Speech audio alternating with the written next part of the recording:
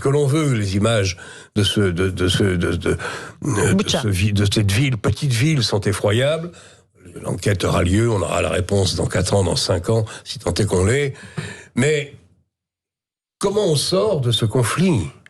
L'Amérique dit la vérité, et c'est partagé par de nombreux pays. La Russie est devenue un pays infréquentable.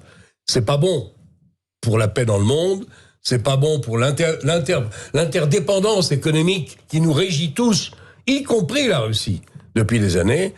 Donc on a des conflits dont on pourrait parler jusqu'à ce soir, dont on ne sait pas trop comment on va les solutionner ou essayer de les solutionner. Ce qui est clair, c'est que la Russie aujourd'hui, c'était déjà plus ou moins le cas puisqu'elle est l'agresseur, mais a perdu une bataille qui est importante dans le monde d'aujourd'hui, c'est la bataille de l'opinion.